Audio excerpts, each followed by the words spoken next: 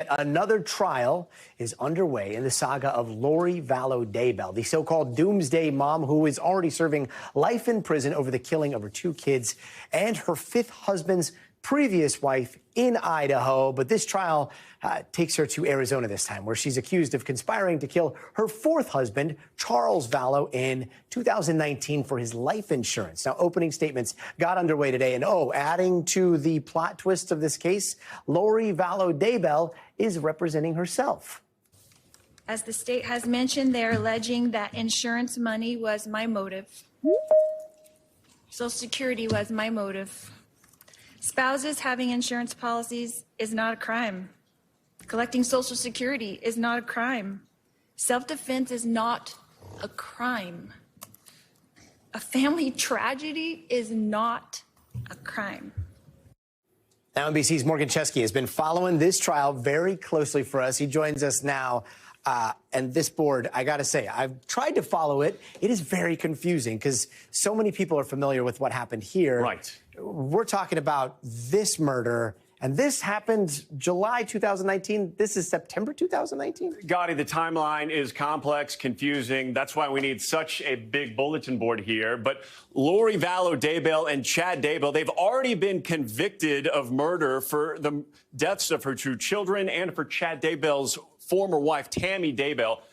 Lori Vallow serving life in prison without parole as we speak. This trial, Gotti, centering around this gentleman here, Charles Vallow, who was the former husband of Lori Vallow. And that date, July 2019, that is when authorities say, Gotti, that the brother of Lori Vallow shot and killed Charles Vallow. Now, they claimed it was in self-defense, that he was protecting her daughter from Vallow in an angry rage. Okay. Prosecutors are out to disprove that, and that is what we got a hint of in opening statements today.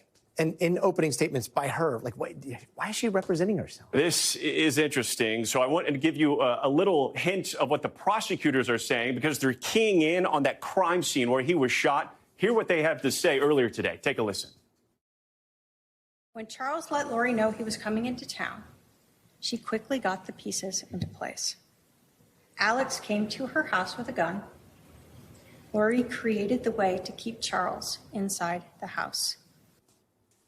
So they're keying into that crime scene, making it clear that this was not self-defense, that they staged this crime scene. And what was interesting, Gotti, is that you did have a chance to hear from Lori Vallow Daybell defending herself. As for why she's doing this, she says she's the one who knows this case inside and out. That's why she doesn't want an attorney. What was interesting, Gotti, is that when you heard her try to make her way through opening statement, through a cross-examination, this is what ended up happening. Take a listen. The evidence will show that Chandler police treated this incident as self-defense. I object to that. The evidence will show that Alex passed away from a blood clot in his lung. Objection again. The evidence will show you that I am the only person being charged with this crime. I would object to the relevance of that.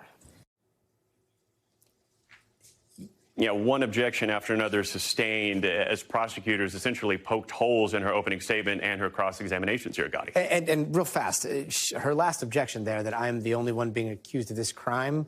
Her brother allegedly is the one that killed her 4th husband. Right. Like, where's her...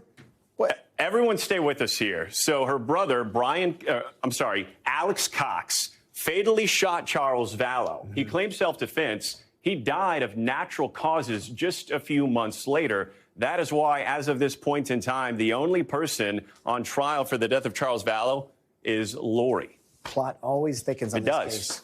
Morgan Chesky, thank you very much. Thanks for watching. Stay updated about breaking news and top stories on the NBC News app or follow us on social media.